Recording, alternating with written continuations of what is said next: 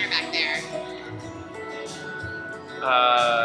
No, leave her out there, honestly, because she'll tear some shit up back there. I'll probably just grab her and bring her in here for myself. We can bring Tanner in here too. He's just chilling. He's a little nervous. Hey everyone who's listening on the live stream, we're gonna get started in just a few minutes. I'm gonna hit mute until then so we don't get demonetized.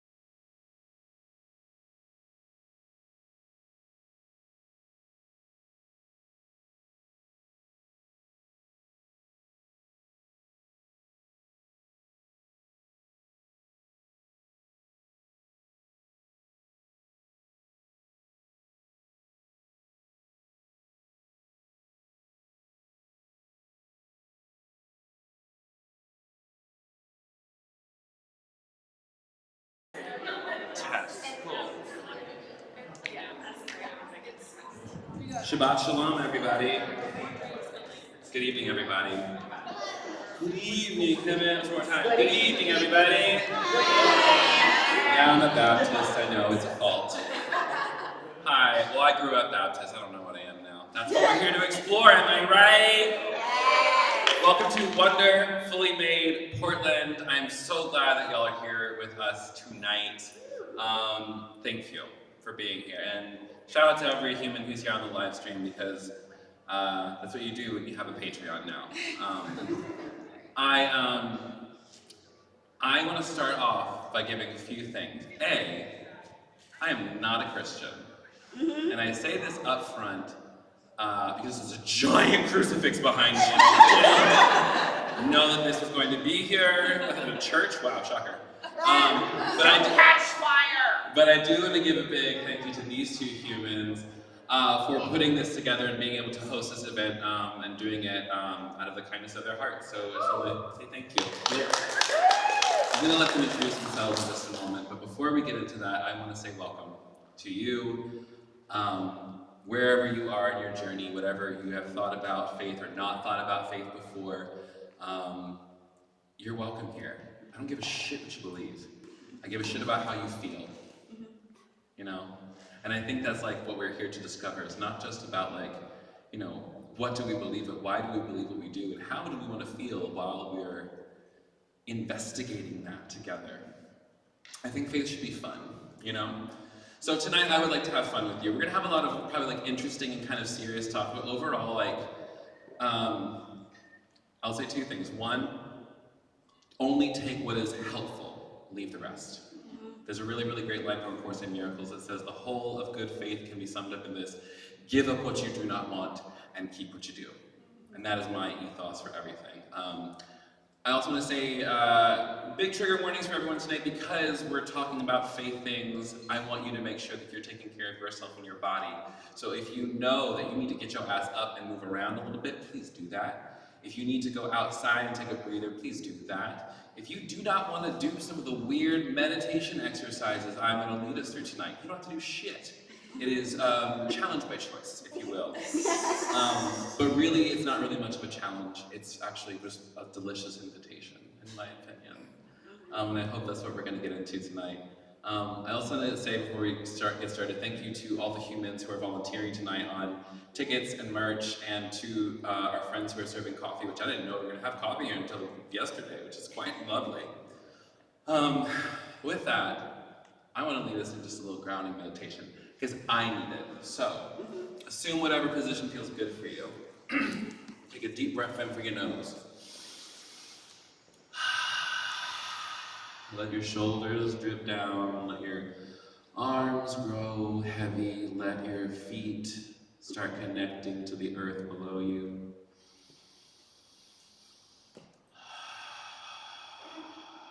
Make those breaths audible for just a minute. One more time together. And notice, just even after just a few intentional breaths, how your body has changed, how your energy has shifted, how your mind has focused on a single thing for a moment, and peace came to you out of nowhere. In every single moment, we have access to this power, this peace, this place that is beyond and deeply entrenched in where we are. Not absent, and yet somehow still above the drama of it all.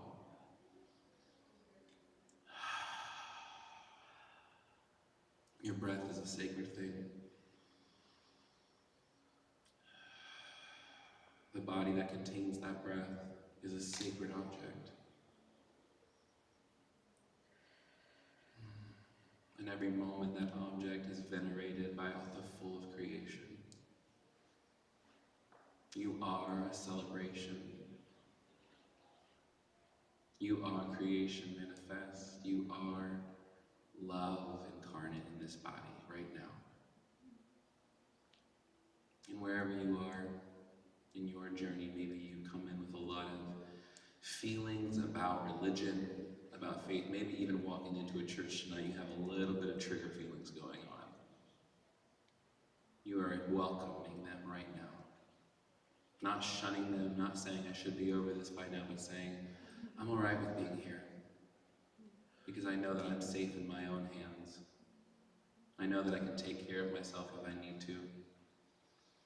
And tonight I come expecting a little bit of healing, maybe. Maybe to widen the circle of my heart.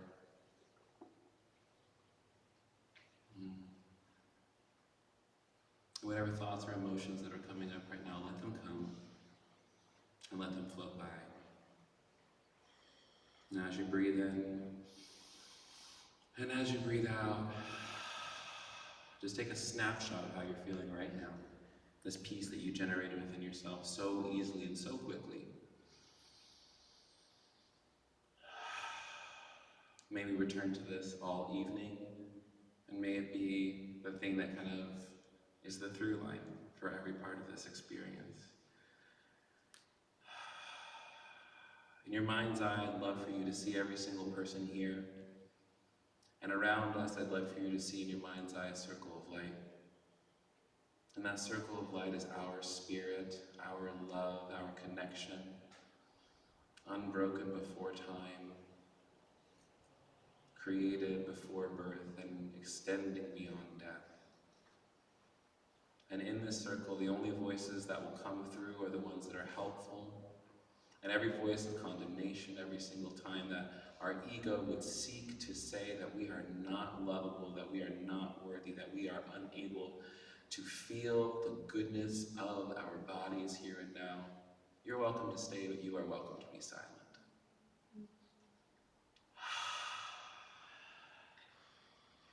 And now as you breathe in one more time, I want you to just maybe find the corners of your mouth might be drawing upwards, and a little inner smile might begin to flow out into an outer smile. As you expect joy to flow, as you expect peace to flow, as you expect wonder to flow tonight.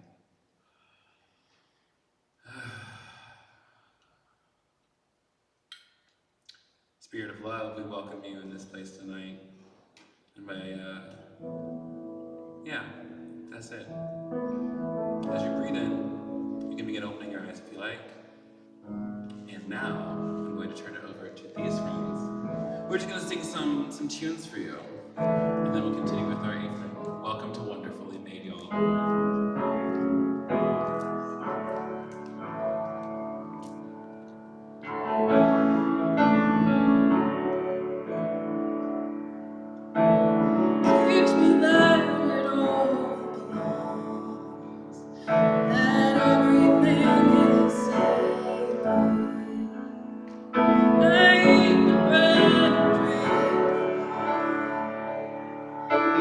Help me love my neighbor.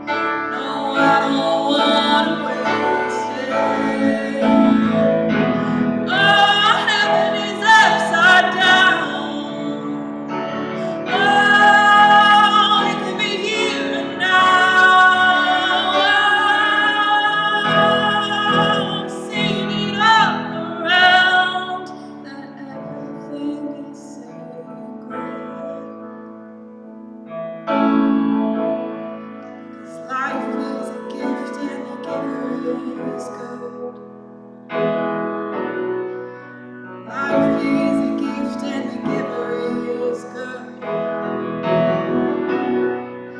Life is a gift and the giver is good. Life is a gift and the giver is good. Oh, everything's upside down. Oh, it could be here and now. Oh, seeing it all around, that everything is so great. Everything is so great.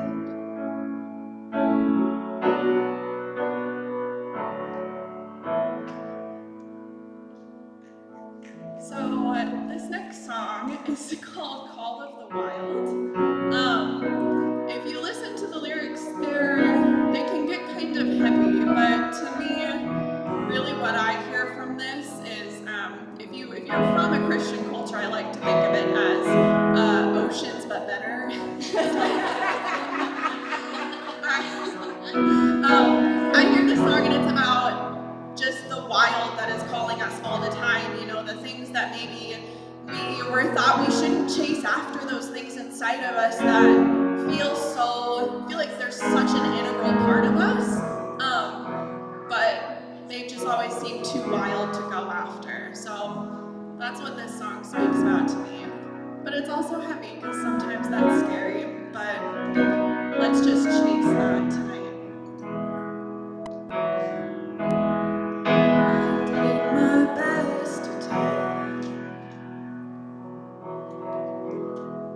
the beast that cries my name,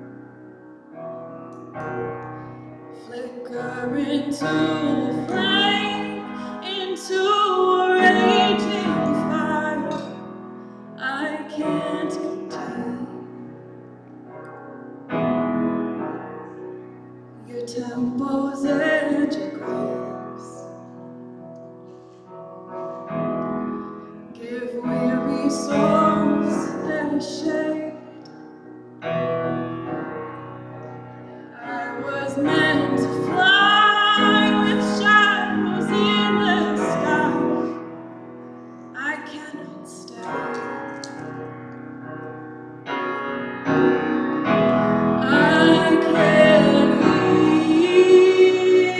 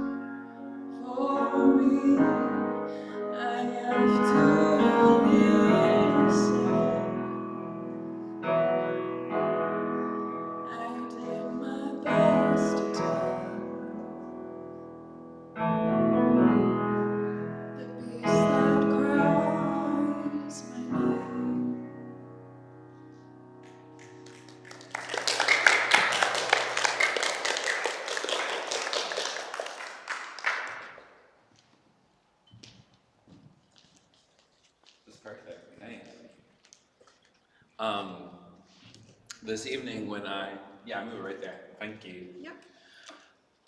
This event, when I was putting it together, I started off with this idea of just asking a very simple question. And that question was, what does it mean to be in wonder? And I say wonder with a capital W. Wonder in the sense of the thing that is beyond all the things I can comprehend. Wonder as in the ineffable that I'm continuously trying to F, you know what I'm saying? Some of y'all got that. Some of y'all been in church a long time, they're just like, what?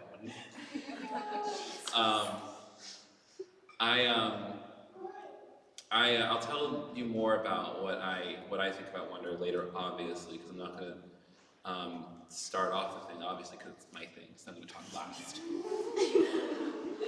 But the people I invited to speak tonight are friends of mine who do work in similar things and also quite diverse things, and we call ourselves all different types of faith traditions. Like, I mean, we'll all of them self-identify, I feel like. But that's the question that I sometimes wonder a lot about, is like, what am I? You know? But then I thought of a different question that the meaning Jesus once said. You ever heard of Jesus? Jesus Christ?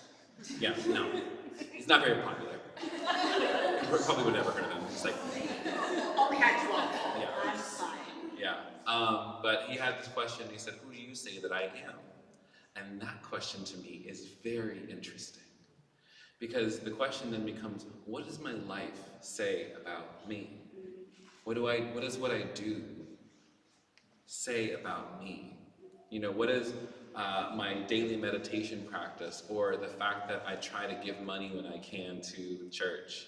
I go to a dope-ass, black, trans-led, queer-led Baptist church in Atlanta. Riddle me that. As a witch. Again, riddle me that. But that's what I'm wondering about, you know, how far and expansive is love, is God actually?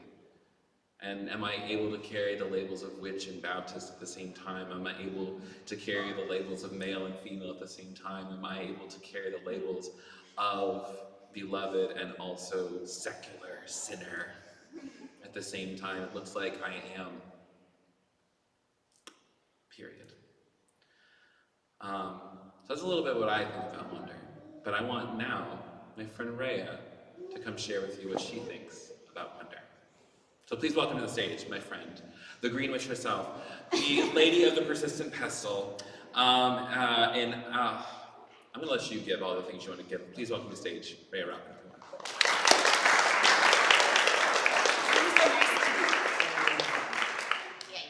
Yeah, I think I need to. I'm a whole 5 foot nothing. Oh, sorry. No, we're cool. I'm the hobbit of every single situation.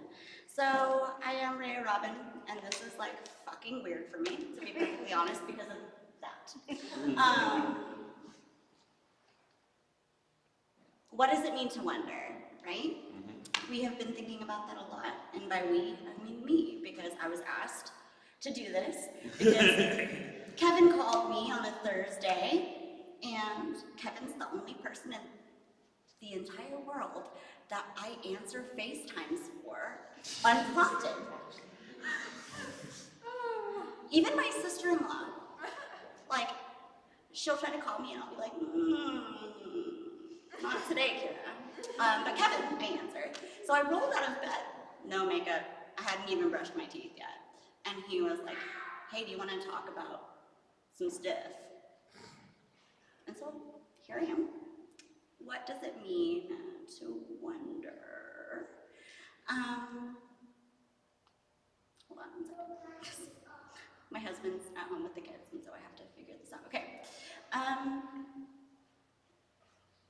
going to preface all of this with the fact that I used to do this kind of stuff all the time. I was like the worship leader, and I was also the lead in all of the church plays. But it's been 5 years. I haven't done this in like 5 years, so be nice. Don't have grace, because I don't know what that means, but be nice. So here's a poem that I wrote about wonder. What does it mean to wonder? Did I ever tell you about the time that I ran?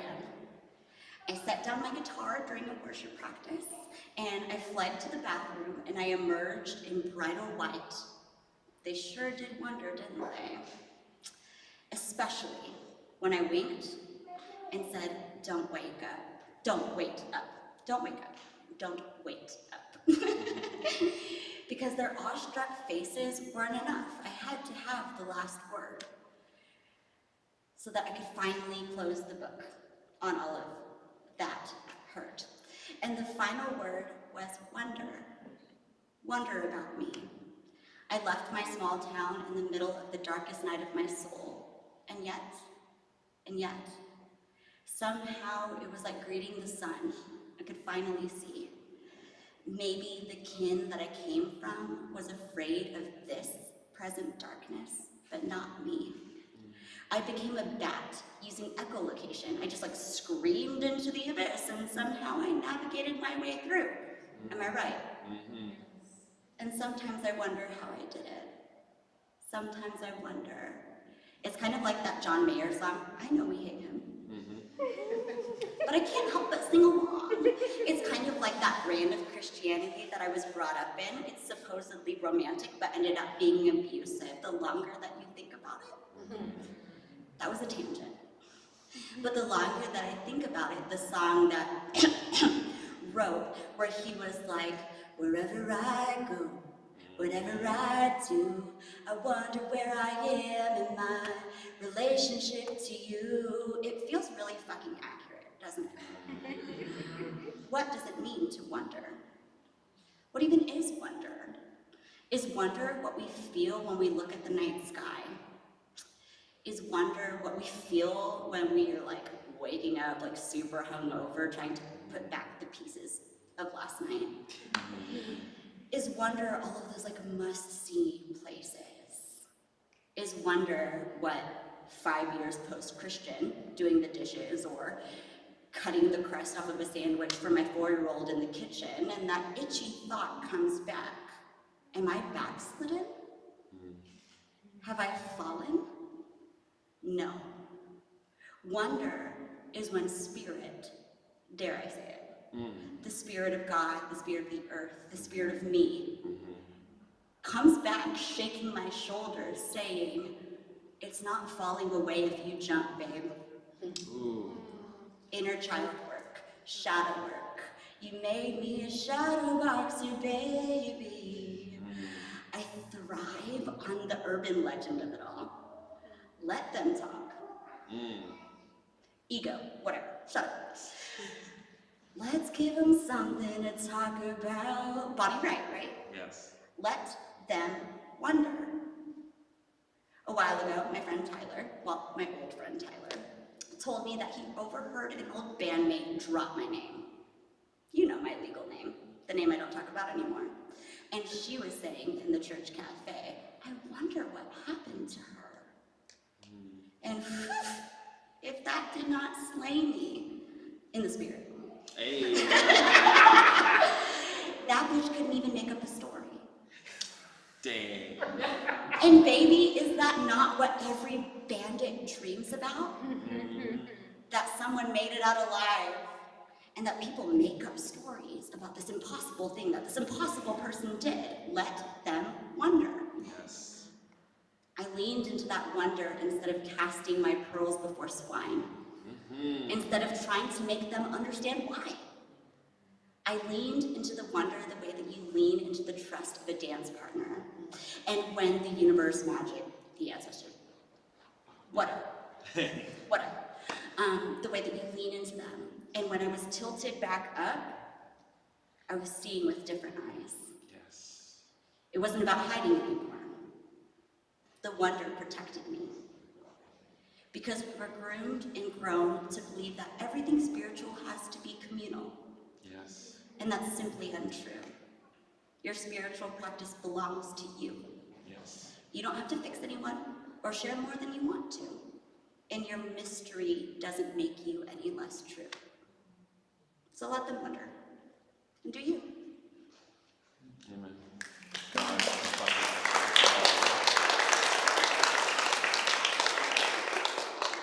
I just said amen under my breath. I was like, oh shit.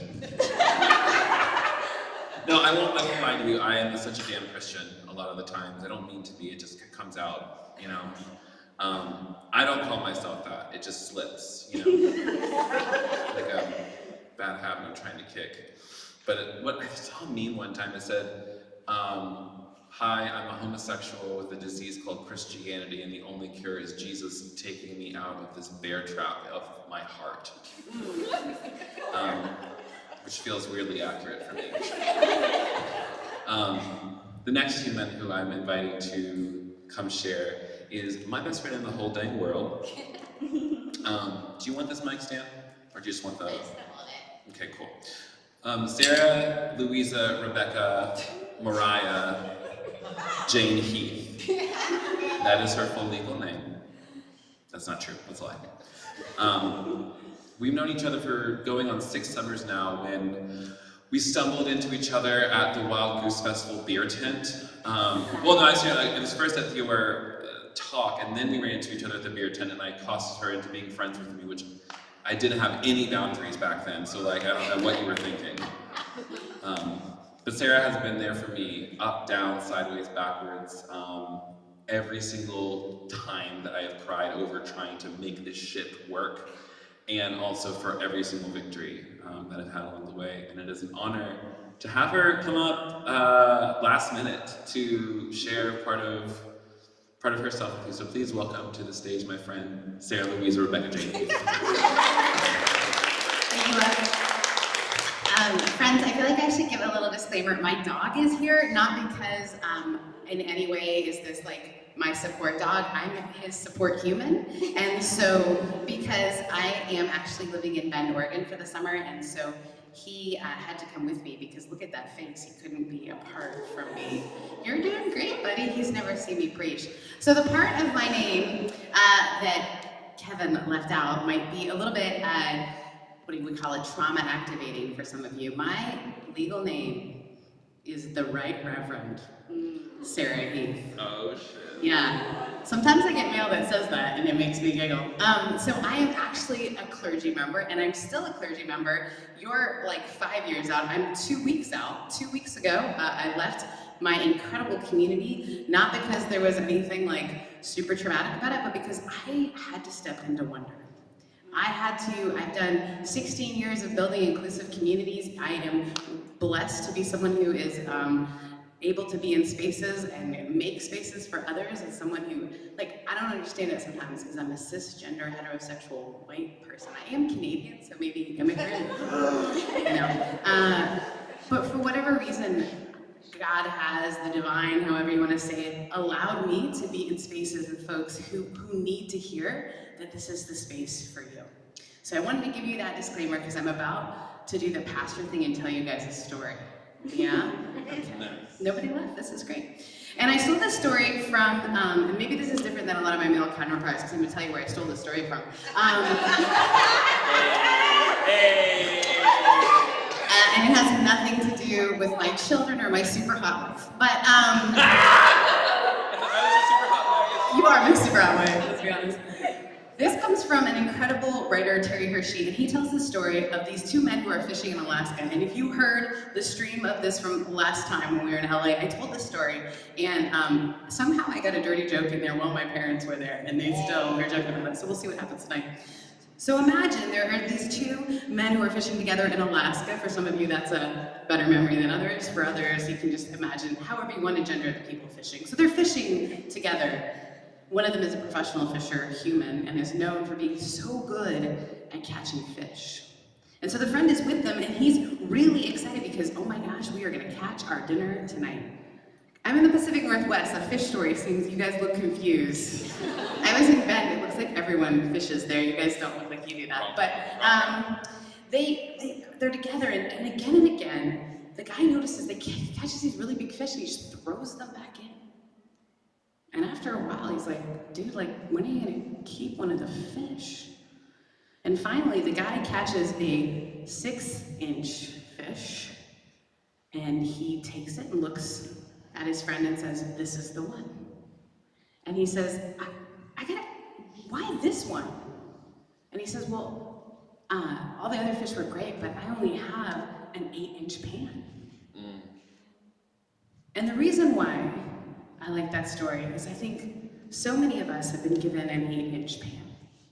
We've been given a narrative, this is where wonder fits, you can put it over here. This is what the story of God looks like, it's this pan. And when we realize that there's all these fish that we kept throwing away that were actually the gift, the invitation, but we threw it away because it didn't fit into the pan that we were told was the pan we needed to use. And then we feel like maybe this isn't our meal and we weren't invited in the first place. That story is a reminder that sometimes we can define something by the opposite of it. So what's the opposite of wonder? Sometimes it's more like helpful for me if I think about what's the opposite. The opposite of wonder is certainty. And many of us grew up in communities that had certainty as the thing, right? But the minute we say this is only as big as the pan can be, we miss out on the grand, the different, the new. So how do we maintain curiosity? Again, I said I have Right Reverend in front of my name, so I'm going to tell you about theology. You're excited, I can tell. Yeah. This is what Portland looks like excited, isn't it? This is your level of excitement here. Yeah, perfect. So, we're going to talk a little bit about the Bible. I hope that's okay. Don't worry, I read it in different ways. Just ask people on Twitter. But in the Bible, there's this story, you can use it again as an allegory, however you want to think about it, of this guy named Joseph in the amazing Technicolor Dreamcoat. Who's with me? Yes! Yeah, you know why I know about that story? Because when I was 12 years old, my mom took me to Joseph and the amazing Technicolor Dreamcoat. Nice. Starring Donny Osmond. The best. But it was like a little past his prime, but the man was still boiling up. I need you guys to understand this. Some of you are babies, so immediately Google who Donny Osmond is, and you are welcome. And Donny Osmond played Joseph, and that began my curiosity with Joseph and also long, beautiful, flowing coats. In this story, as I dug into it deeper and deeper, I wrote my first book about it because there's something so fascinating about the story. We know more about Joseph than we knew about Jesus. That's fascinating. So Joseph has this dad named Jacob, who was a bit of a dick in the day. He stole his brother's birthright. Did you guys? Yeah. This whole family has a wardrobe issue. Like, he tricked his dad by having a hairy arm. Okay? Joseph ended up in prison because he left his coat somewhere. Friends, like, work on your wardrobe. But, so Joseph, he has this dream because he's 17, and again, his dad was a bit of a dick, he's even more of a dick. And so his brothers are all hanging out, and he's wearing this beautiful coat. By the way, the coat meant that he couldn't do any work. Are any of you the youngest? I am, so I love this story. I would love to help you, but have you seen my coat? Shucks. And so he comes and tells his brothers, "I've had these dreams, I've got great news, I'm gonna rule over you." It goes about as well as that just did. And the dad, the brothers, they do this thing that I think a lot of us do when we encounter something that makes us wonder. The brothers go, "This can't be for me." And they immediately decide what this future is. So now, the difference is, Joseph decided what his wonder was is like, clearly this is for me, right? We all know those people, right? And the brothers decide this is against me, and both of them decide they're kind of in their opposite sides of the political side of things, and they decide, like, we know what the future is, here's the certainty. But there's this theology that I'm terming, and I looked up, and I might be the first person to ever do it. It's the theology of, which is exactly what Jacob did. Because Jacob says, "Son, are you trying to tell me you're gonna rule over me?" And he says, "Yeah." And he goes, and it says, scripture tells us, if it's your scripture, the book, whatever, says this. And he pondered these things in his heart. And the exact same terminology is used when Mary discovers that she's going to have the Son of God, right? She's the God-bearer of Theotokos. That's a great word you guys can use later at a bar. And there's this moment where Mary is asked to do this huge thing, and her reaction is wonder. and she ponders these things in her heart. I've been thinking about these stories a lot lately, because I think oftentimes the bullshit people sell is this idea that, like, if you get these 4 things right, if you do these 3 things. I'm only laughing because today I was asked to speak at an event in August, and this guy was like, we would love for you to speak on the quadrilateral, which is a super nerdy Methodist thing. And I was like, that is the sexiest theology. And then I was like, wait, I don't think that's something you should say to someone who's trying to hire you. It's like, all right. And I was like, don't you agree? And he was like, yeah, that's one way to put it. So it's good that I stepped away from my day job. So in the midst of sometimes the hardest thing I think for us to do is wonder, right?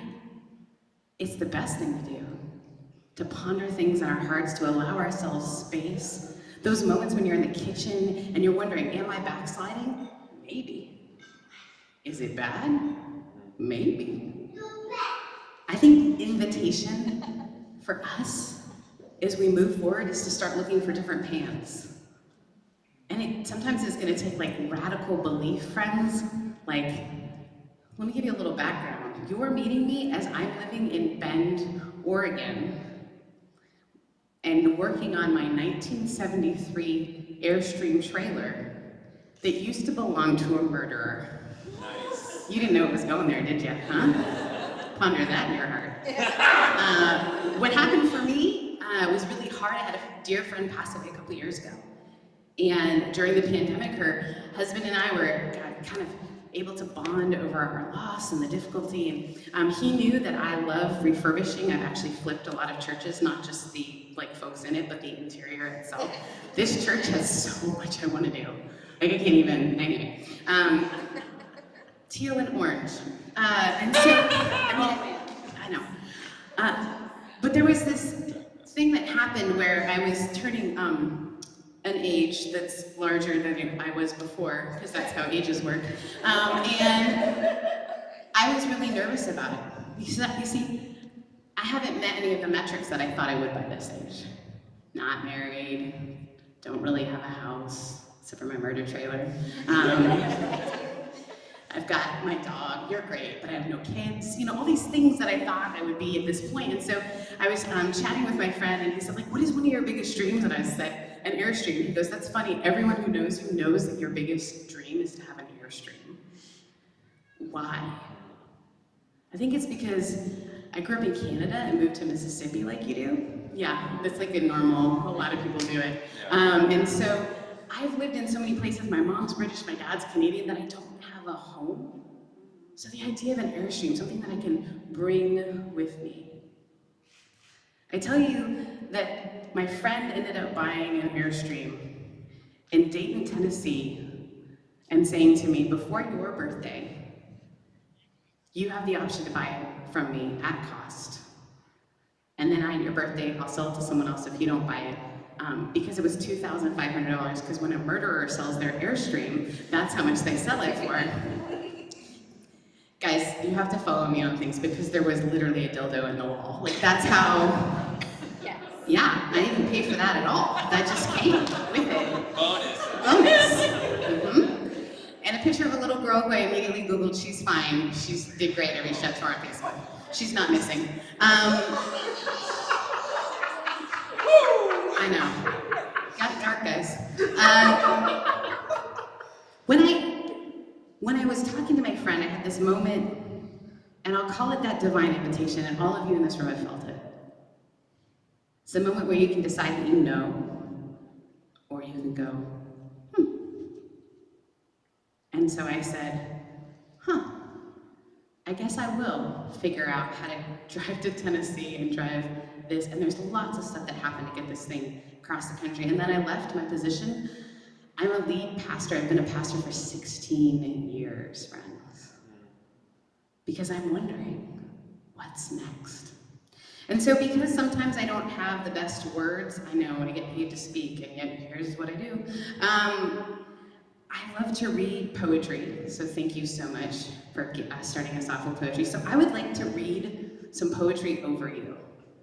This is the poem I've been beginning and ending my day with. as a way of stepping into wonder. You can close your eyes, you cannot look at the cross, you can look at the cross, you can look at Kevin, you can look at my dog who's turned his back to me. Is this not going well for you? Perfect.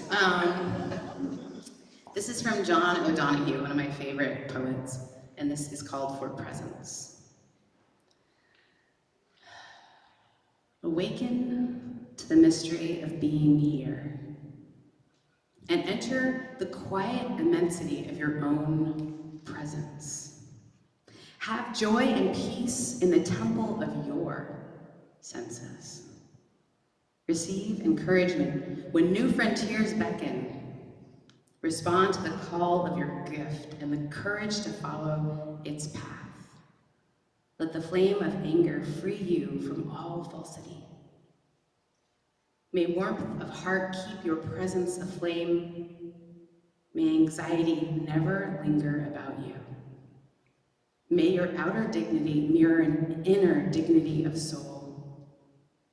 Take time to celebrate the quiet miracles that seek no attention. Be consoled in the secret symmetry of your soul. And friends, may you experience each day as a sacred gift woven around the heart of wonder.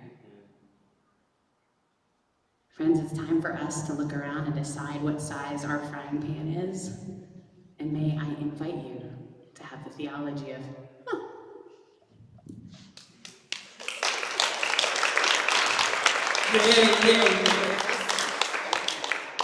Sarah Heath. We are still trying along. Do we feel good right now? Does anyone need a bathroom break? Do we need a stretch? Yes, we've got a nod, we've got a nod. Okay, so we're gonna take like 5, 10, maybe 12-ish to just walk around and say, hey, the merch table is there if you wanna go look at those things before and or after the show.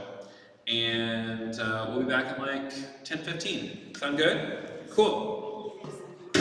Oh, that was not a great sound.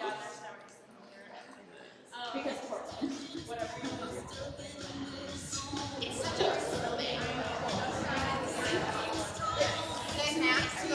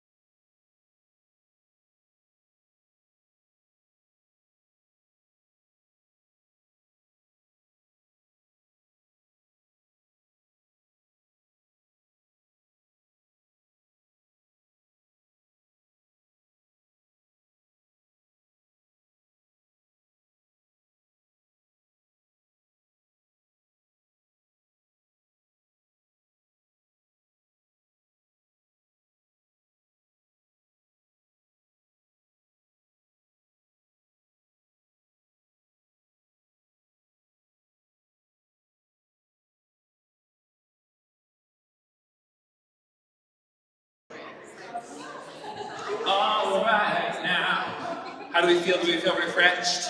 We feel good? We feel anything? Not since the accident, mother. Yeah, I'm thrilled to continue this evening with you. The next human who I asked to come and share, apparently I did not ask her clearly the thing, I did not give the instructions clear enough. No, it was comprehension, user error. Oh, okay. Yeah. Also, my dog Tippy is here too. She's here for pets and the like. I want to reiterate before I keep going how grateful I am for all the volunteers and all the folks who really made this night possible. Especially because I've been doing this really on a shoestring budget, and so any help that we've had in here has been incredible, and it really does get to create cool spaces like this. So thank you to all of you. Tori Douglas Williams is a podcaster, an educator, a Patreon aficionado. Among other things, she is someone who educates folks on what the hell is racism. And specifically, she works a lot with white people through a platform that she's created called White Homework, which is a resource for folks learning how to dismantle racism in their own life. She's also, like many of us, she's an XV and got a lot of things to say about that shit. And also, she's one hell of a speaker. If I do say so myself, and I do say so myself, so please welcome to the stage, Tori Douglas Williams.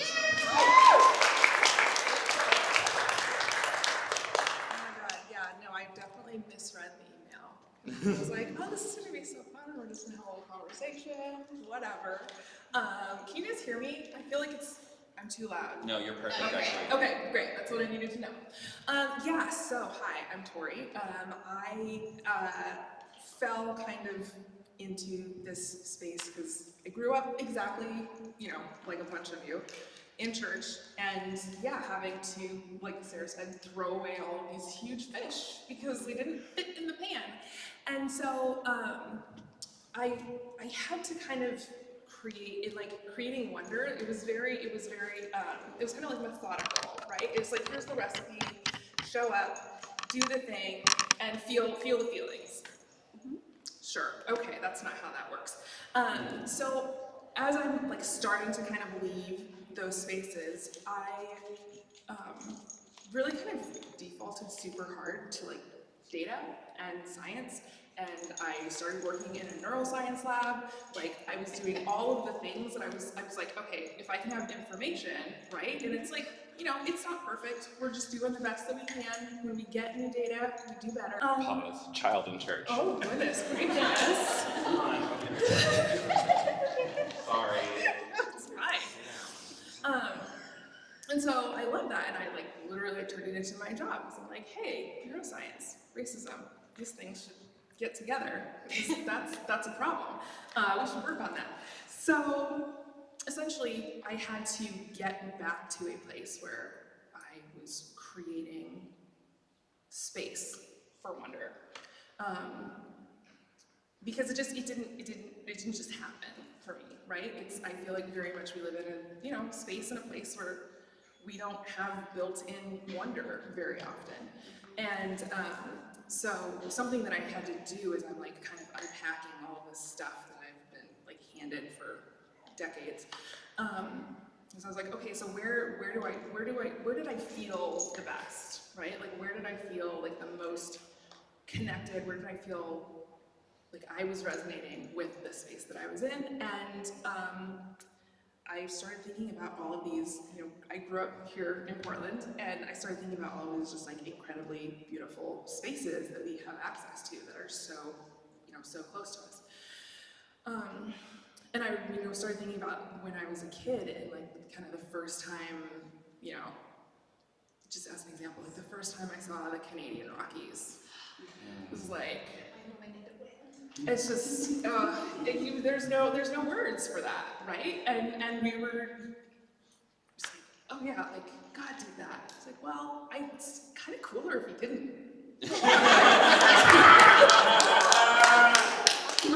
If it just happened, that's pretty pretty rad, I think.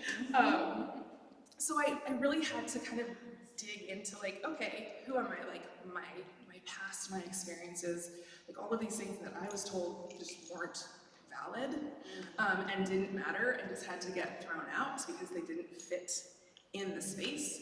And the way that I typically tell people, I'm just like, humans are spiritual starfish, right? So we have all of these arms that people are like, nope, nope, nope, nope, nope, gotta get rid of all of that. Like you have to fit in the box, right? You gotta have the 5 arms, that's it. And the amazing thing to me is just the fact that like we can grow those parts of ourselves back. Right? Yes. Like we have the ability, and it's in our DNA, right? It's in starfish DNA that they can like grow their little legs back. Incredible. So that's really where I kind of started to see like, okay, I don't have to give up all of this stuff, right? I don't have to give up these experiences that I had. I can like learn to embrace wonder and awe and not have to like give credit to somebody, right? Because it's like maybe someone did it, maybe not. I don't know. I can't tell. There's no information. So we'll just go with, huh.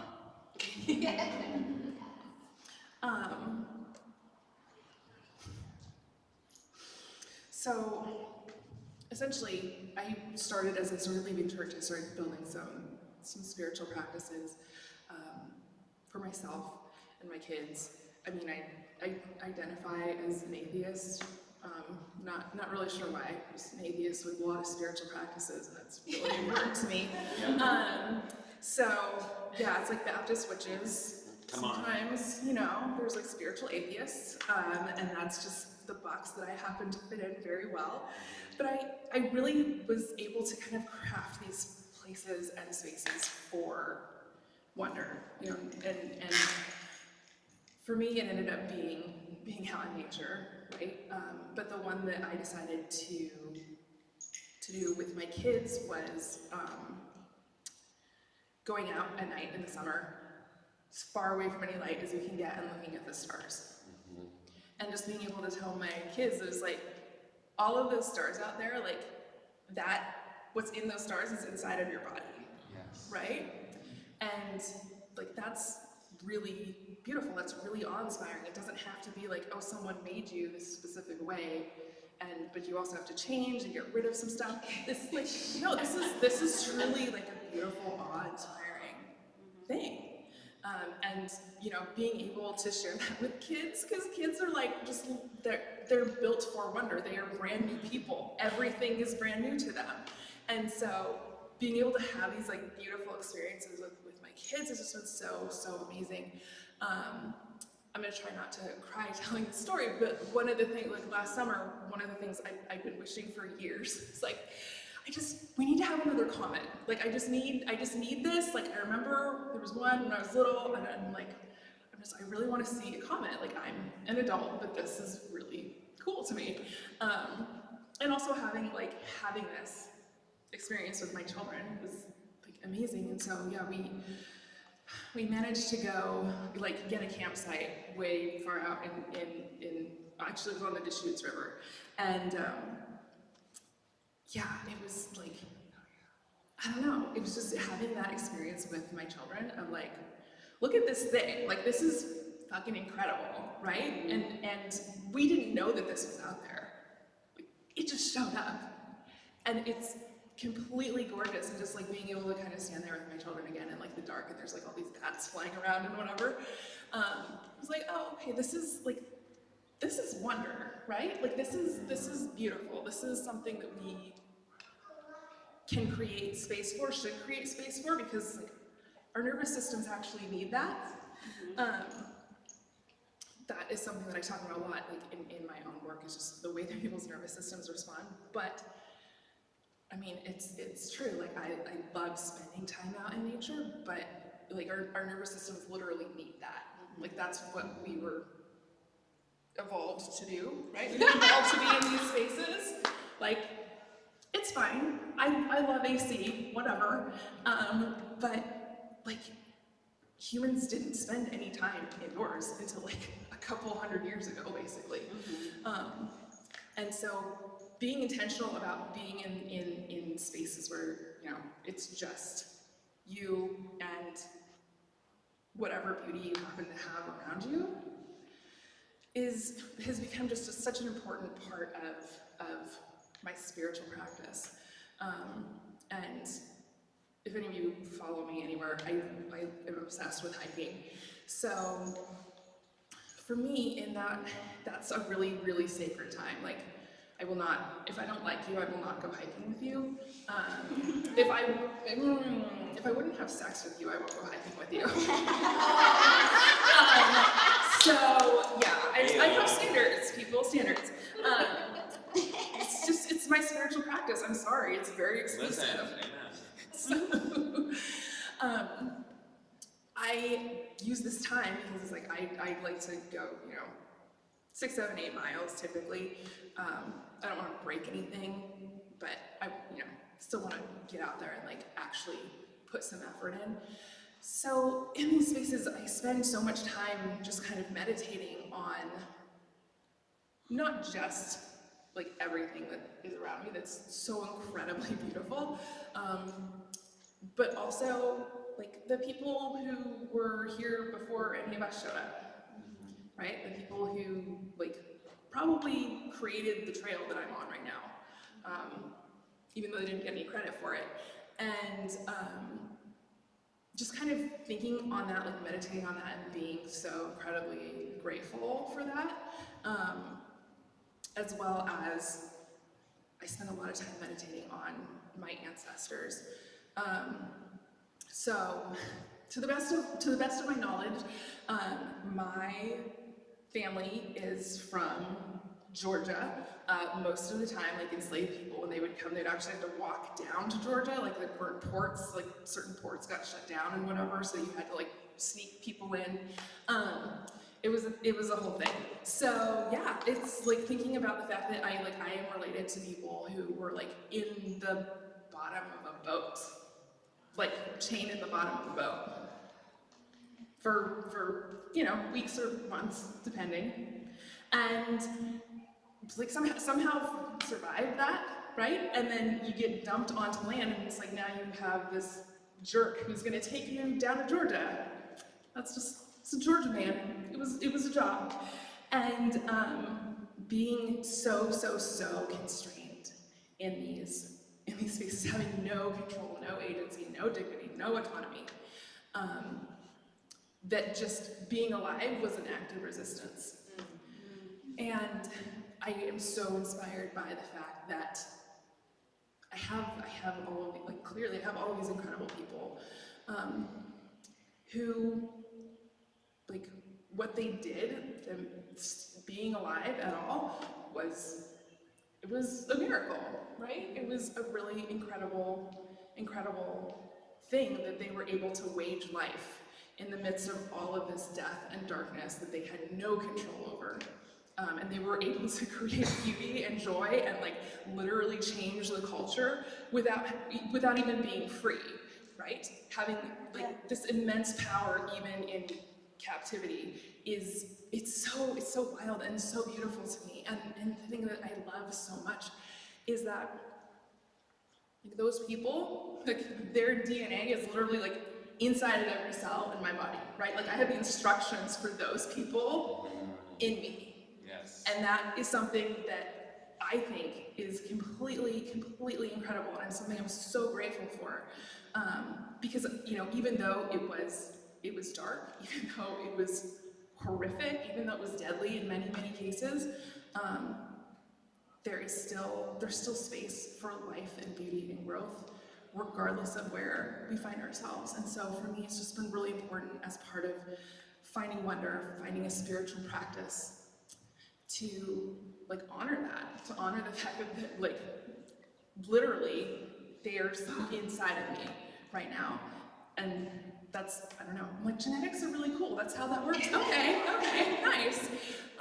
There's like, yeah, the instructions for surviving these horrific events like exist in my body, right? Because it's not just like the instructions for your body, but like the instructions for what your body went through. Yes. You know?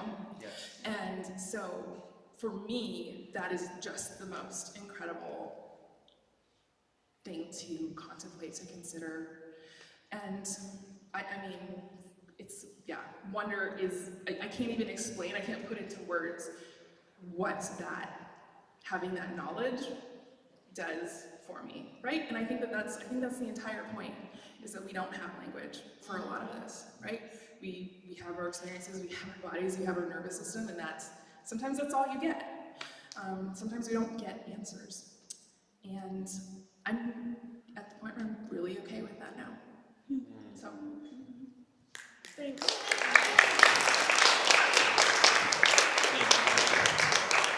Tori Douglas, what are you doing? How are we feeling now? See?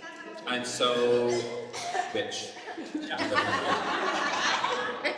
Telekinetic powers. Only if you sing it. That's absolutely. Am I tightening it? No, I'm not. I'm loosening it. No. Righty tighty. Righty tight. Is this right? Yeah. Right? I don't think it's doing anything. It's fine.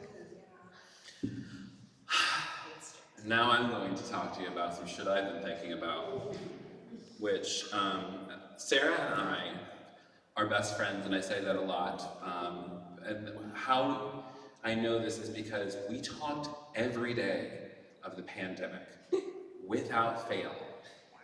Like, I'm not even joking. I cannot picture a day. Literally, it's like, oh yeah, me and Sarah, we see each other all the time. Once, twice, 3 times a day, because we're stuck in our house co-working by ourselves, and yeah, everything's fine, you know? And so literally, like, we kind of like kept each other sane during the pandemic. And so Sarah has been privy to a lot of the shit in my head, so she'll tell you, brace yourself. I'm gonna read to you something that I'm working on from the introduction to my next book, and then kind of probably vamp on that before leading you through a dope little meditative practice that I teach to everybody that I work with, whether it's one time or I'm working with people over the course of many times. But we're gonna talk about a couple things. Imagination, diseased imagination. We're going to talk about what the fuck do you want. We're going to talk about how the fuck do you want to feel. And then what the fuck are you going to do about it. Deal? Yeah. Cool. Willie J. Jennings, he is a Black liberation theologian. He tells the story when he was younger. Back in his mother, I believe, was a sharecropper, so she was out working in the fields. And these 2 white male pastors, rare, right? Never heard of it. This has never happened to me before, personally, where 2 white male pastors come up to me and want to talk to me about my Lord and Savior, Jesus Christ. Comes up to Willie J. Jennings and his mom and invites them to church, and Willie J. Jennings, Mrs. Jennings, said, well, we are actually members of the Baptist church up the road, and I'm actually one of the pastors there. And so what Jennings was remarking is that the imagination of these 2 men could not conceive that these 2 black bodies were a part of the beloved of God already. They did not believe that these 2 possibly uneducated black people could possibly be a part of the family of God, or be in a church, let alone be a pastor. And he goes on to describe this as a diseased social imagination, a condition in which the collective societal imagination has atrophied for the lack of use because of hegemonic projection of oppressive normativity. Said another way, diseased social imagination is basically the breakdown of being able to imagine anything outside of the bullshit that we have been handed. And many of us suffer this thing because we are at the tail end of late capitalism. We are at the tail end of a church that is evolving and or dying. It's hard to say, depending on what. Or at least like her children, like, or she's dying and her children are now growing up and helping her die. I don't know. But I think this is lack of don't do anything to me, it's fine. We'll talk later. God. Sorry. You know, I still have a relationship with Jesus sometimes. He's just like, that ex just keeps talking to me. It's like, Good. I'm joking. So this diseased social imagination, I think it manifests in two ways. One, for those in places of privilege, they cannot imagine a world in which the structure that they presently benefit from could have anything to do with the problems of the world that they're in. And they do not want it to change because they have a false scarcity mindset. They think that if things change, they will be without protection. When really their salvation lies in the creation of new systems that will work for the survival of the entire planet and all that is on it.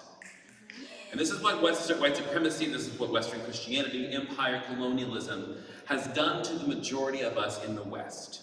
The second way I think it manifests is in the body of the oppressed. We statistically end up with more mental health issues, inability to generate generational wealth. And if we're being honest, it's hard to get, hard to pull yourself up by your bootstraps when A, you don't have any boots, and the boots you want to get are actually on the feet of the person who's like on your neck, keeping you down, and also, maybe kneeling on your back for 9 minutes. Maybe. For queer and trans folks, it is still fighting for recognition under the law. For Black folks, it's still having the law, but the law not actually being applied for them. For women, it is largely the same. Because we've had to fight for our lives, because we've had to be on guard, because we've had to make a way out of no way more times than we'd like to count, come on somebody, because we've been the sole breadwinner, we've been the sole survivor, we've been the sole person in charge because we've got depression and anxiety and sexual dysfunction, all this shit, because it is hard enough to get here. It's hard to get there. All of that. You wonder why you haven't got further along. Why are you surprised that it's so hard? Those of you who have grown in a marginalized body, who've been socialized to be a woman, who are trans folks, non-binary folks. You're surprised that it's hard? Man, let's dispel that tonight, shall we? It actually makes a ton of sense. So start there. It makes sense that we feel like shit sometimes, and a lot of the times. It makes sense that we would have a hard time imagining something new. Because we have a hard time letting go because we don't want to be hurt again. We are afraid of being betrayed. We're afraid that if we don't do the right thing, even in these progressive circles, I think it says a white woman's biggest fear is not actually what could happen to her, but it's about what will happen to her on the internet if she says the wrong thing. Wow. Same thing, and I have been there. I have been at the point where it's like, Emma, when is the moment when I'm going to say the thing that's going to get me kicked out of this club? I'm afraid that if I don't do the right thing, say the right thing, if I am not the right kind of person, the right brand of progressive, I'm out. And so I put up and I guard, didn't do that thing that Brene Brown warned me about. Vulnerability, I'm like, oh. I would say that thought that I have about that is a lot less now. I used to be afraid of being kicked out of the club, about being outside of what I thought was Christian orthodoxy. I was afraid that if I kept silent about things I was thinking about, my brain was starting to explode, but just I didn't know what to do with it, because what do you say when you think I don't know what the point of Sunday morning service is anymore? And why is weed such a bad thing if it makes me feel so good? Or what about having copious amounts of sex that I actually really enjoy? With people who may or may not be my partner. Or might be with them and them partner, I don't know. Or what about reading tarot cards? Or getting into crystals, or heaven forbid that I meditate. Once again, I was afraid of talking about this expansive faith that was taking place in me. I was afraid that if I deviated any further from the Christian norm, I would be left with nothing. Who am I without the church? Who am I without the label of Christian? Once again, just afraid. But I think the question I should have been asking is, what am I afraid of? Because that, I think, is the issue. It's just fear tends to populate around unnamed things that don't make sense to me, things that I don't understand. And so, like, what was I afraid of? What could I not say out loud? I mean, what was the worst possible thing that could happen? Well, for one, here's one worst case scenario. This is a real thing I imagine, that at one of my speaking gigs, as I'm getting up to lead a meditation, someone is just going to stand up and yell, "Heretic!" And then, like, pop down like it's gonna get one of those like spring-loaded spears and like pops out of his hand like it's like something out of like Marvel. And I'm over here like, I knew this would happen. And I freeze, and as they lean back and throw it, the world goes into slow motion. I see my whole life played out before me, all the good, the bad, and the ugly. I finally get access to my childhood memory, and I realize I didn't miss much. And then right before it impales me, I shit myself. And so when they do the autopsy, it's like, I see all this blood, but why does it smell like shit? And then my ghost is gonna be walking around this goddamn Presbyterian church, wondering why did I have to do, why here? Now, is that likely to happen? Absolutely not, but I like to give myself a worst case scenario to say, if that's the worst possible thing, then maybe something better is possible. And that might sound completely stupid, but I'm not the first person to think that. I think the things that we're actually really afraid of, or at least for me, is like I'm afraid of losing friends again. But of course, like I've done that already. A lot. I've lost a lot of people. There's not like raise your hands. Who has lost somebody in your journey of becoming your goddamn self? Hello. I'm afraid that my family is not going to approve of me. You know, I've already done that, so what's a little bit further, if we're being honest. You know, I'm afraid that I'm going to have to leave my church or my spiritual community if I get really, really honest. You know, like, I mean, if we're being frank, you don't even want to go there anymore. You know? What are you really afraid of? What am I really afraid of? And I have some ideas. I think that because we've been taught that there is a God of this universe who is very, very concerned on what kinds of pleasure you might find on this physical plane, that he, and yes, it is a man, likely a white man, who killed his only son so that he could show you how much he loved you. To know, and also to let you know that if you're not totally cool with the fact that he did this whole like macabre thing with his son for you, that you're gonna go be sent to a gay lake of fire forever. And not just your body either, like your whole soul, like waste none, want none, right, you know? And that's like gonna definitely hurt and like not be fun forever. You know, I think that maybe we're afraid of God even after we've left those spaces. You know why? Because we're still afraid of that we could lose that connection. We think that yes, we are humans, we are wired for community, we are wired for connection, we are wired to create meaning and family, etc., etc., etc. And at the same time, let me tell you something. At the end of the day, you are the only person who is responsible for loving you. I can love you to pieces, I can have all the love in the universe, but guess what? The most powerful love you're ever going to feel is the love that comes from right here, from deep within your person. And I think that when we say that we're afraid of God, I think that we're actually saying that we're afraid of ourselves. I was talking to someone recently who said they can't imagine letting God back into their life because I can't let God let me down again. And that really hit me too. Because what if God doesn't show up in the way that God's supposed to? What if God doesn't show up in the way that I need, the way I asked? Because guess what? I asked and my dad still died of cancer. I asked and my brother still got arrested. I asked and it still didn't become straight. You know? Beloved, what we are describing is actually not a relationship with a loving God, but with an asshole. You know?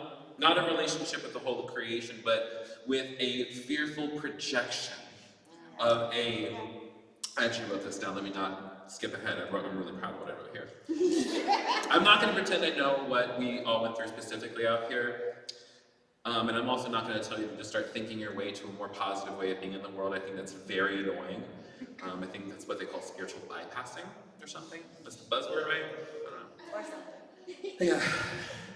But I am going to assert this, that every single one of us can feel good, can feel better right now, regardless of what's going on in our current situation. You might have a lot of shit going on, and also, your mind is a very powerful tool, beloved. Deep within you, Deep within you is everything that is perfect.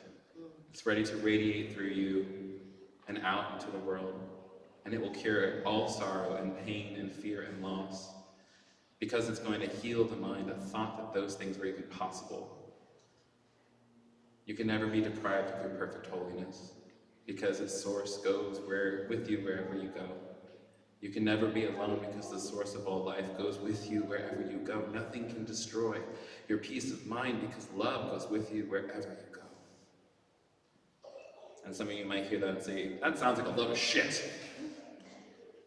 And maybe it does sound stupid. I know that when I heard those words from the course that I just read, I know that when someone said, hey, I want to do an energy healing session with you, hey, I want to read your tarot cards, I looked at all these things and said, this sounds so stupid, because I was trained to believe that God only spoke to us through a white man on a pulpit.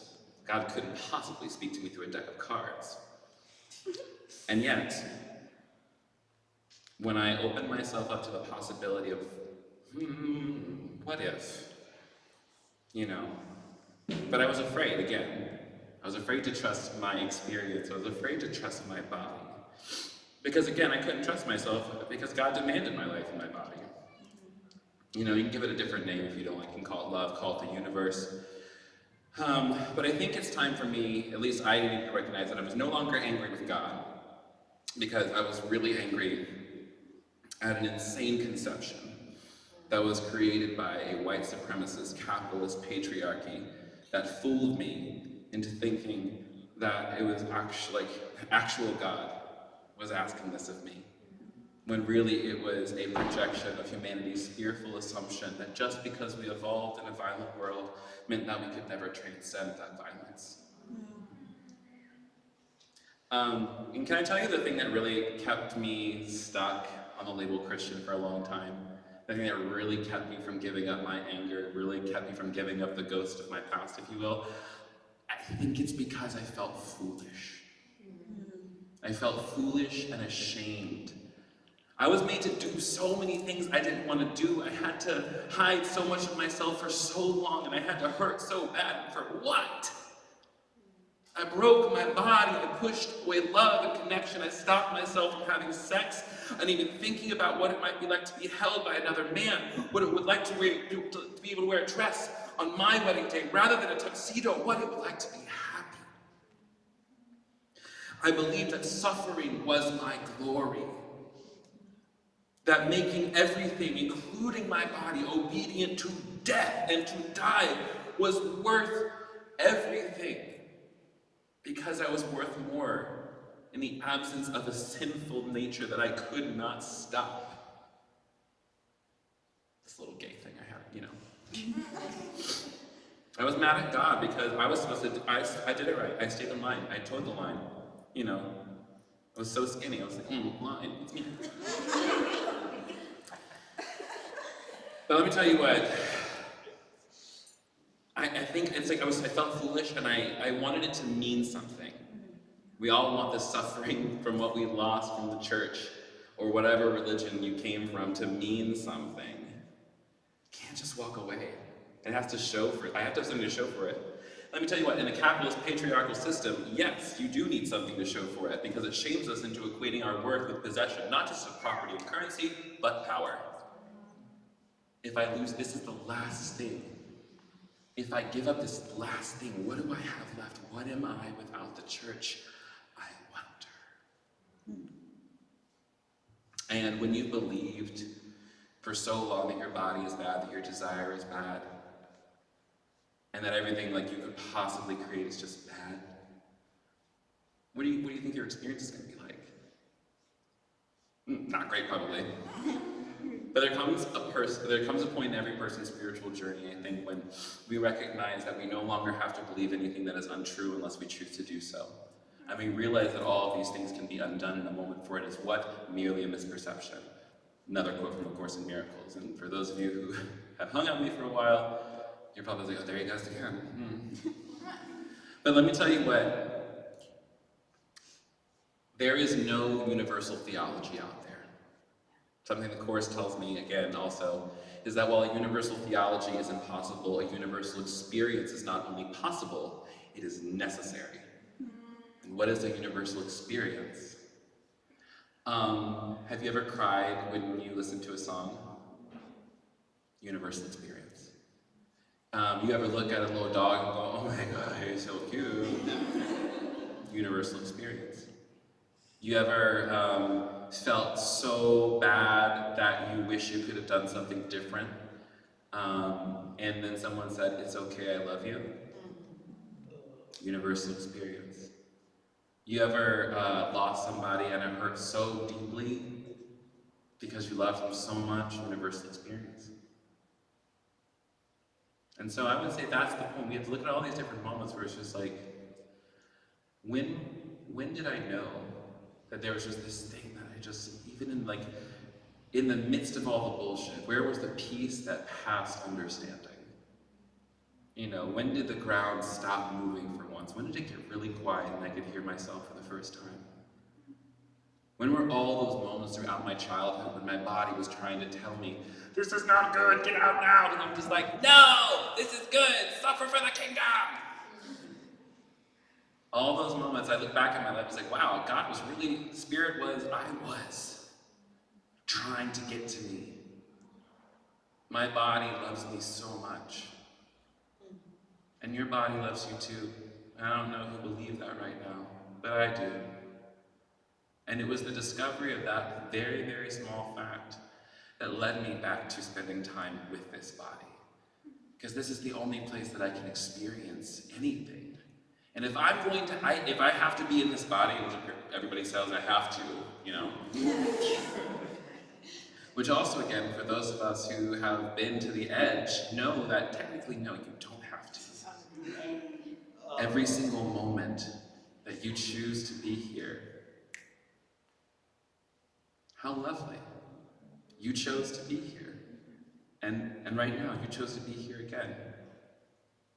And you're not thinking about the future right now. You're not thinking about the past. You're thinking about right here. You come into this holy instant where you're just like, okay, I can imagine something outside of what I've been feeling for so long. I can imagine something beyond this pain that I've been experiencing for so long. And I believe that we all have access to that peace, that passive understanding. I'm a big person, I'm a practical theologian. And what that means is that I believe that a theology is only as good as it is helpful. And you can use that on anybody else, just like, I don't fucking like your theology. Why? It's not helpful. Therefore, it is not valuable. And if it's not valuable, why am I going to invest any time in it? That's a bad investment. And you can use that with any sort of white people. They love economy things and money things. They know what I mean. It's like, do you know it's bad investment? That's the word I'll use for you. So then the question then becomes, what is valuable? I'm going to give you this fun little thing that I get from Abraham Hicks. Abraham Hicks says that a belief is just a thought that you just keep having over and over and over again. And so, what beliefs are you carrying about yourself at any given moment?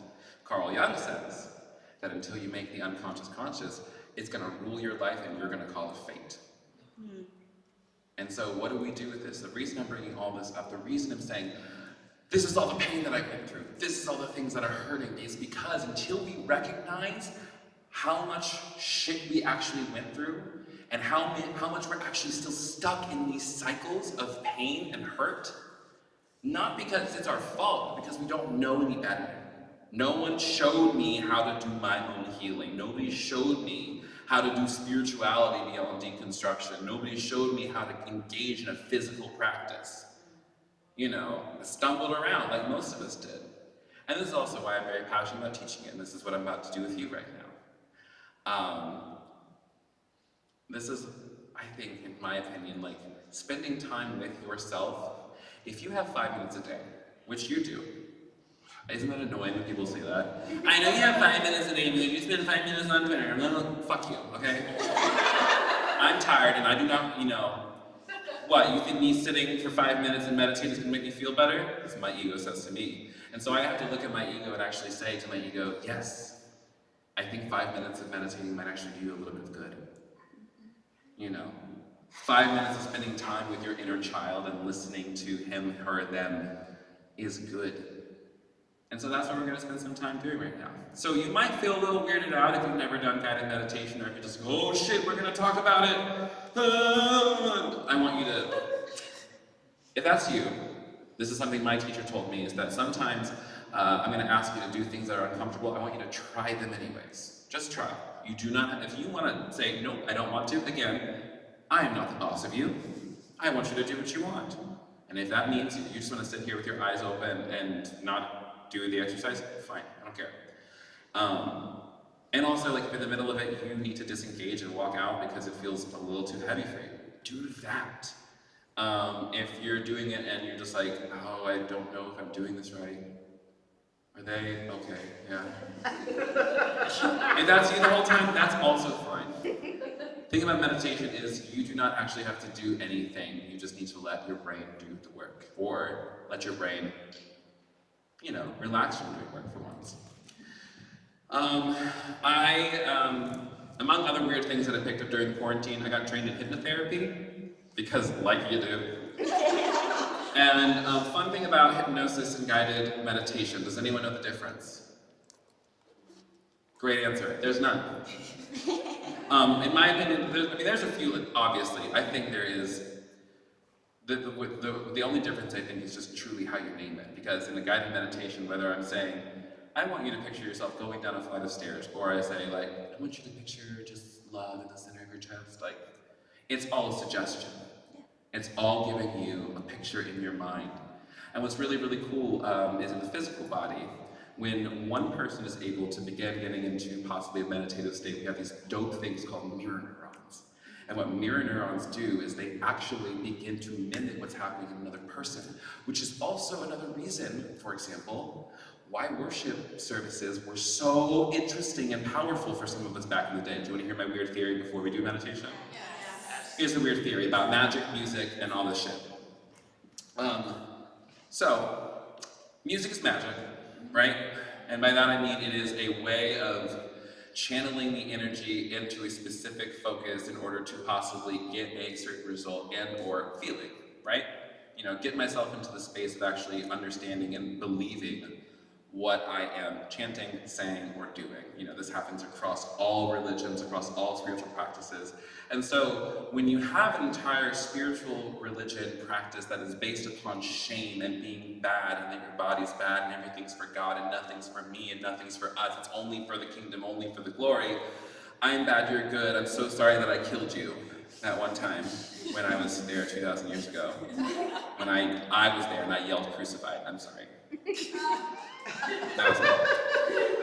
So we have all these songs, so you're in this space, and here's my belief, is that spirit is no respecter of person. So if you say spirit come down, spirit might come down.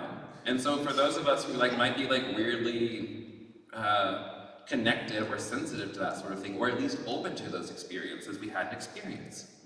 We opened ourselves up to spirit, spirit came, and then we had an authority figure in our life speak something over us that from into a really tender place. And because we thought that they were closer to God, we believed them. My beloved, we have to recognize that we were lied to in those spaces.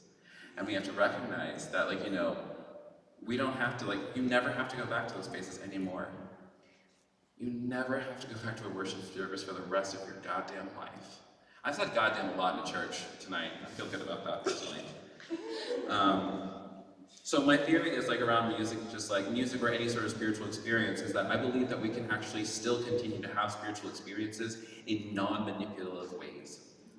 I think we can do it just by virtue of the power of our thoughts and minds and breath and bodies. And for some people that might look like ecstatic dancing, in the I don't know, some other sort of environment. I am the meditative kind of girl. That's the work that I do. You want to go dance around, you go do do people have you ever done a 5 rhythms class? That shit's wild. Nobody? Just free dance classes? Okay, one person knows what I'm talking about. It's just where they play music and people just dance however the fuck they want to. It's the most liberating thing in the world. That's one way of doing it. Tonight I want to show you what you can do every single day of your life, and it can change your life if you'd like it to. Good? Word. Okay. Take a sip of water real quick if you have it. Move your head around if you need to. And I just swallowed back all the synonyms back here from the crying. And once again, I would like to remind you, you are safe in your own hands. And that at any point, if you want to disengage or you need to move away or you need to do whatever you need to do, take care of yourself tonight. Because I know that for, again, like when we do meditative practices, it can be really triggering for some people, especially if you've not done work like this before. So don't feel weird or ashamed if that happens. You know, just sit there, breathe. And if you need to talk to someone, I'll be happy to stand aside and help process if that's necessary. Cool? All right. What I want you to do, if you haven't already, you can sit however you like. I'd love for you to take both feet on the ground if that feels good to you. And roll your neck around if you haven't done that already. Roll the shoulders if that feels good. And begin to let your body unwind. Allow your mind to continue to spin as fast as it might be spinning, and if you haven't already, you can gently let your eyelids close down. And as you're focusing on your eyelids, they just feel heavy. They feel a little droopy, drowsy. They feel like they're totally and completely sealed shut. And as you try to open those eyes, they just continue to be stuck there, completely unbothered, completely relaxed. And as you just focus your attention one more time there, as you try to open them, you find that they're sealed shut, that they're locked tight and completely uninterested in opening. Your eyes know this secret that your whole face is beginning to know, this relaxation state that you're entering into. As you breathe in, letting those breaths deepen. Letting that body grow a little heavy, the shoulders growing heavy, those arms tying a little bit of weight in the elbows. And as you bring that attention all the way out into your hands, let your hands grow heavy in your lap. As you breathe in, bring the attention right to the crown of your head. And as you notice the attention there, I want you to just feel a slight buzzing sensation begin to move in that space right at the crown. And as you put your attention there, that little buzz that begins, a little bit of energy moving around, begins to just move across the scalp, relaxing every single micro muscle, every bit of tension is just releasing. And as you bring the attention now with your next breath to your third eye right between your brows, take a deep breath in. And as you exhale, see that part lighting up, seeing the energy, the breath moving through that space. And as that breath travels down the face, relaxing the jaw, the chin, the throat, bring that attention right there to the throat. And with an inhale, exhaling through the mouth, letting the throat open up, letting all truth flow through, letting words of kindness be birthed. As you breathe in now, bring the attention down to your heart space.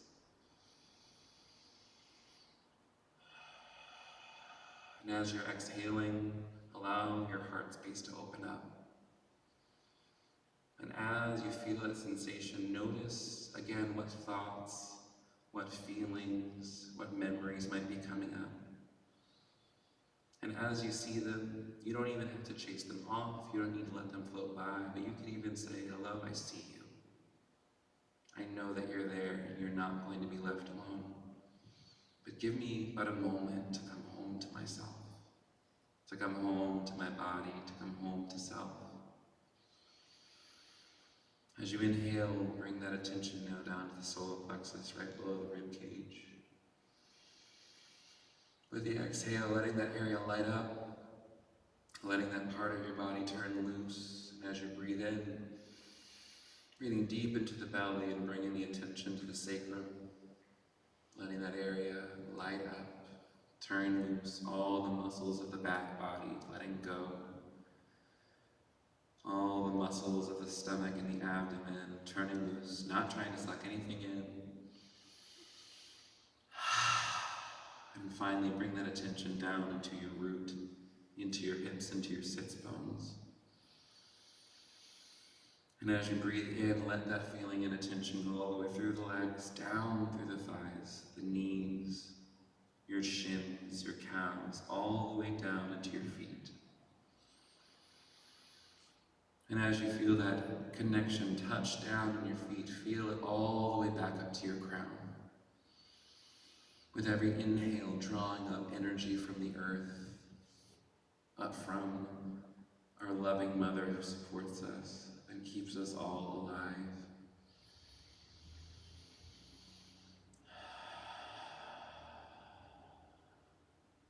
And just take a moment to check in now. How is your body feeling? How's your spirit feeling? Continue to let this feeling of relaxation move over your body, deepening with every breath, deepening with every noise you hear, deepening with every thought that tries to pull you away. When you find yourself being pulled away, come back to your breath.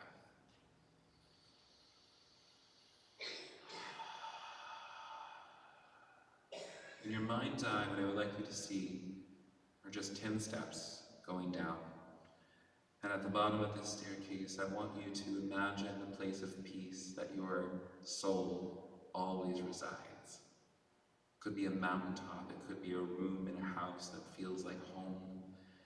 It could be a forest, a beach. Your brain already knows where to take you.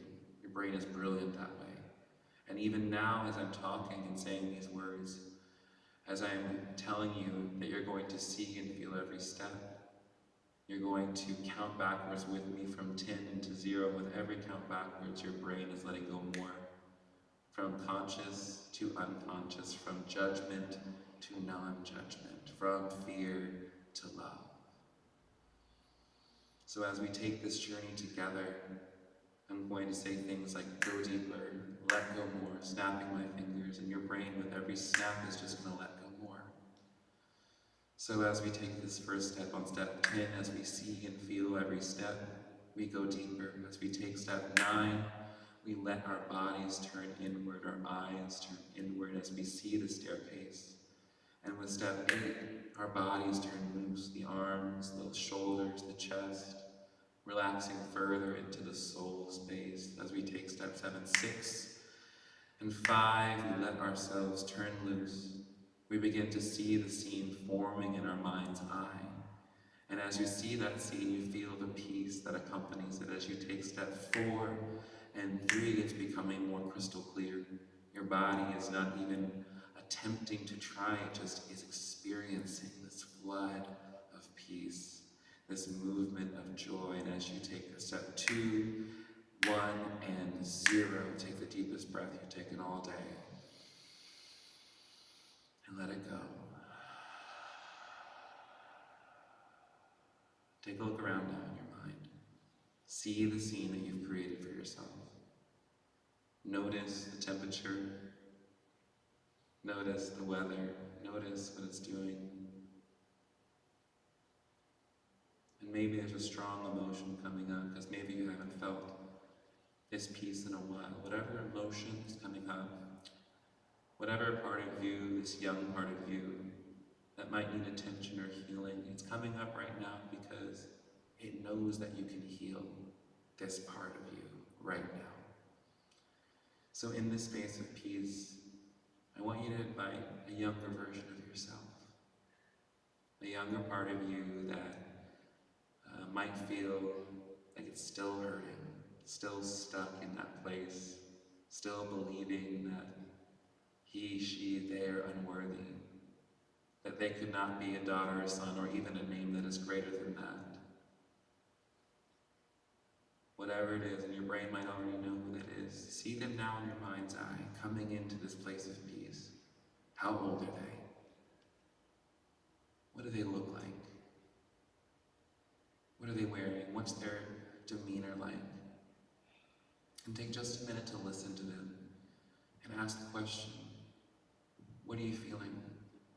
What's going on? Tell me what happened. And take but a moment to listen.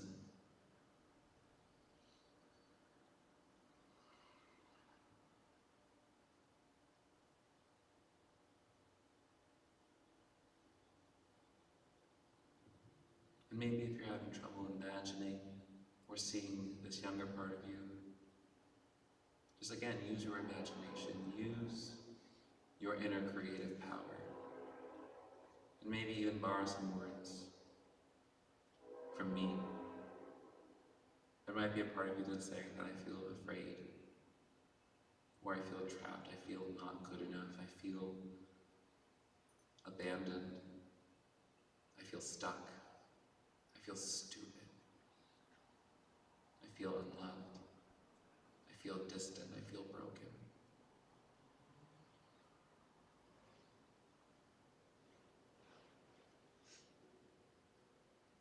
And from this place that we sit now, we see and we feel and we empathize with this part of us. So from the place that you're sitting now, the place of perfect peace, the adult you sitting in this room right now, who loves without end, who is not broken, who is already healed, I want you to speak to this younger part of you. What they need to hear, the loving things they know that would heal them right now, that would heal you right now. What does this younger version of you need to hear? Take a moment and speak these kind words to yourself right now.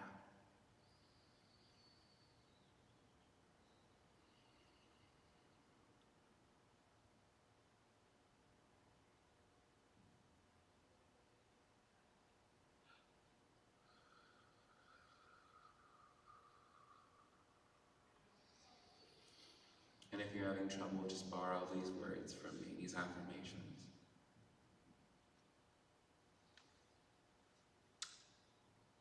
I am sorry for what happened, for what you lost. I'm sorry that I couldn't be there to protect you in the ways you deserved. I'm sorry that people didn't see what really happened. I'm sorry that it hurt so bad. And I want you to know, I am here now. And I will do whatever it is we need to do to take care of both of us. You are not broken, and what happened was not your fault. You are not a fuck up. You are, in fact, incredibly, wonderfully, powerfully crafted. Your joy is your birthright, not your suffering. And you will not be satisfied with smallness anymore. You will only be satisfied within your grandeur. Only be satisfied with the knowledge of who and what you truly are, which is love, which is power, which is magic, which is stardust, which is breath. You are not an accident. You chose to be here. You're choosing every day to be here. You survived for me. And I'm so thankful you did. And so in this moment, we say thank you to our younger self. We say thank you to that part of ourself that survived. In our mind's eye, I want us to now take this part of ourselves and bring them into us. So see this younger part of yourself, embrace them. And as you do, see them forming the light between you. And in that light, they are just becoming one with you, integrating into your life now. So take this younger self and show them your life now, all of the places you've been, the life you've created, the people you have become family with, the joy that you experience now. Show them that we no longer have to be afraid of the past, that it is over now. It can no longer touch us.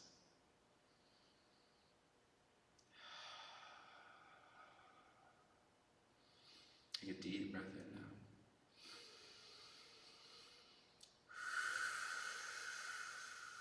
Checking in with the body, taking another deep breath.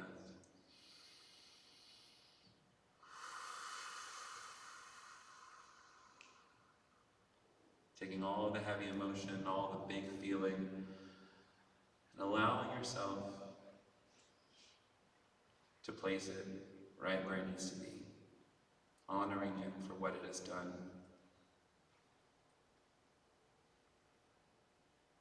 As you breathe in, take a moment to thank yourself, to thank your younger self, to thank your body and your mind for creating an experience in which you could find even a modicum more of peace, even a little bit of self-forgiveness, even a little bit better than what you've been going through. And you did this. You did it with your mind and your breath and your body and your intention and your attention. With a simple suggestion, you set yourself free. And you always have access to this space. At any time and at any moment, you can always take a deep breath and return to yourself. It doesn't always have to be this deep. It doesn't always have to be so emotional. It can be as simple as, wow, I feel so stressed. Let me return to the home. Count backwards from 10 and come back to myself. As we begin to transition from this space, take a moment to recognize that what happened here, is a true spiritual experience. The love that you felt is not false. It is not just something in your imagination, but even if it is something only in your imagination, it doesn't make it any less real. In fact, it is the space in which it is birthed from. Your imagination is your path away from fear and into love. And so in this one moment, as we take one more breath in together, let us also intentionally name that anything that is unhelpful, any sort of image or mantra or statement that was made that did not resonate, we release it, we let it go, and we say thank you, and everything that was helpful and was good, we welcome it, we seal it within ourselves, and we ask that Spirit would remind us of those in moments when we forget who we are. And so we let the Spirit of all love be with us.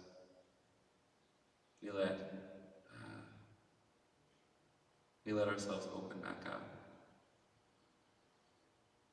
We welcome the possibility of new and wonderful, of life beyond fear. And I say have your way. When I say have your way, I mean each person in this room. Your way. Have your way with your own life. Much like it says in Genesis, let there be. Whatever you are, let it be. I thank you, bodies. I thank you, minds. I thank you, spirits. I thank you, ancestors who have been with us, sustaining us. I thank you for the opportunity to heal my lineage.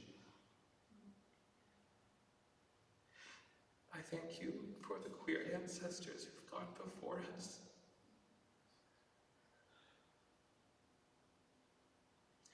I thank you to my grandmothers.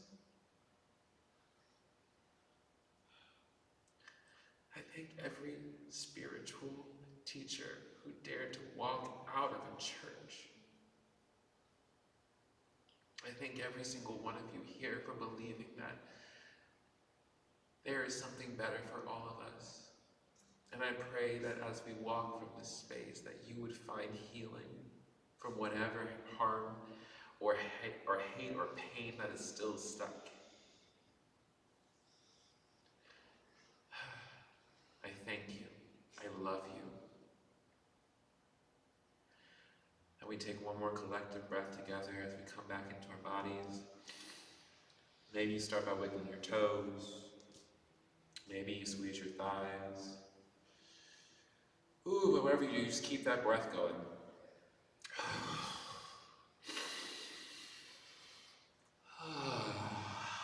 Maybe move your torso around. Maybe then, as you blink, open your eyes and return to the room. You ask your friend, did you bring Kleenex with you? Because I did not. Whew. Sorry, take one big breath. Weird, right? Okay. So, what just happened? What happened for you? I would love to hear, like seriously, tell me how that was for you. Emotional. Necessary. I feel like I just relived like youth summer camp in like 30 minutes. Now, when you say that, is that a good thing? Is that a good nostalgia Yeah, thing? like In a healthy way. like last night we like cried. Yeah, the cry night at youth camp. Yeah. So the cry night at youth camp, but in a positive way. Good. I remember that there's a little boy in me who doesn't want to be seen as sexy anymore. And help me what to do. Oh, but there's so you should I wonder what you should do about that. Did anyone have a less than For me, it was the end of youth camp, but it was the ability to get up and walk away if I needed to. Very good. The end of youth camp had the ability to walk away if I needed to. Did anyone have a less than positive experience where it was just like, this was really weird for me and it just like was jarring? Because I'd love to hear that too. Because the thing is, like, I recognize that for this is not everyone's cup of tea, right? Like, you know some of your friends, like, you're thinking, I'm really glad I didn't bring X friend tonight because they would have been hella triggered. Like that! But my friends, let me tell you this. You did that. This moment where you just had I got in there and I just did something. I don't know what I did. You started naming it. You started getting curious about that small part of you. Just the mere ability to slow down and create a space of peace within yourself opened up the channels for a younger part of yourself to come through and say, hello, I would like to be healed now. And what did you do? You said yes. You know? It's like when we do, it's like when we get to those spots, it's like the stories in the Bible, which is like, do you want to get well? You know? And my answer is yes. And so what I mean by that is like, there are practices we can do every day to start helping us feel better. And when we feel better, we are likely to do better. When we're likely to do better, our entire experience changes. This is the feel-good gospel, people. This is everything they told you not, this is everything they warned you about, actually. It is so important that you feel good. It is so important that you allow yourself to be open to the possibility that what your body is experiencing is important. Because once you start with your body, everything else can start working too. So, when I think about wonder, I think about that space that we just went to. I think about experiencing that, to be in yoga, to be in union, to have a bizarre spiritual experience that, I don't really know what happened when I went there, but when I was there, I was free.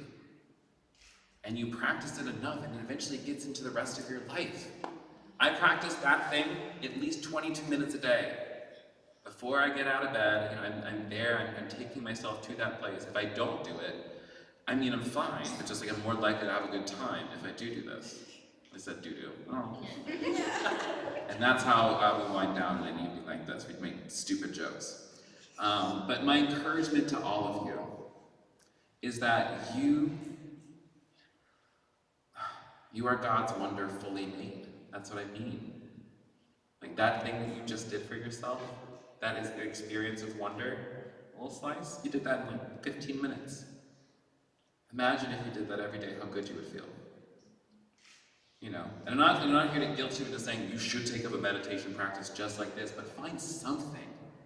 Tori says, I go out into nature and I get my zhuzh. For some people, they take up kickboxing, and that's their zhuzh. Find the thing that makes you feel so fucking good and go after it. Without exploiting other people along the way, obviously. I have to say that for the white people who might be listening, I'm mostly the white men, no offense to white men in the room. Let me not go off, I'm getting tired. I love you. I have nothing else more to say. I'm so thankful that you decided to come to this event and that you would want to spend an evening talking about and experiencing something weird like this. What a treat, what a dream, honestly. So, I love you. And I want to actually leave you with a poem that I have to look up, because again, I'm not very prepared sometimes. This poem was written by Lucille Clifton, and it's called Come Celebrate With Me. Let me Google it. C-E-L. This, some celebrate. Let me tell you what, dyslexia sometimes really fucks me up. Alright. Receive this as a blessing, or whatever you want to call it. This poem is called Won't You Celebrate With Me? It was by Lucille Clifton. Won't you celebrate with me what I have shaped into a kind of life? I had no model. Born in Babylon, both non-white and woman, what did I see to be except myself? I made it up. Here on this bridge between starshine and clay, my one hand holding tight to my other hand. Come, celebrate with me that every day something has tried to kill me and has failed. Friends, lovers, may the love of this universe, the communion of our ancestors, and the power of our present moment be with you now and always. Peace be with you, and good night. Woo!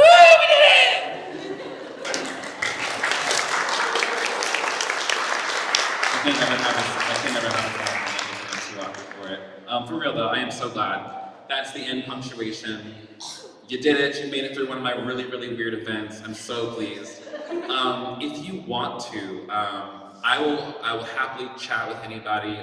If there's merch out there, some really cute shirts. If I do say so myself, and I do say so myself. If you want to buy a shirt or a book, I'd happily sign it and talk to whoever wants to talk to. So please, feel free to linger. We want to try to be out of here as close to 10 as possible, though, just so that we can respect the space. I still haven't been back to my hotel yet, and I smell, and I would like to get a little clean before I go shake my ass somewhere. You know what I'm saying? Before we hang out, can you please tell people on the internet where they can find you? I'm PDX Pestle everywhere. At Terry Glass. Yeah, same everywhere. Rev Sarah Heath everywhere. At Rev Sarah Heath, at Troy Glass, at PDX Pestle everywhere. And you can follow me across the internet at Kevin Garcia. If this was good for you, please tell your friends about this shit. Because we're going up to Seattle next weekend, and it's going to be Boss. If you want to come up to Seattle and see an entirely different lineup of people, it's going to be Boss. And if you want to come to Minneapolis, we're going to be there after that. So, I love you. Good night.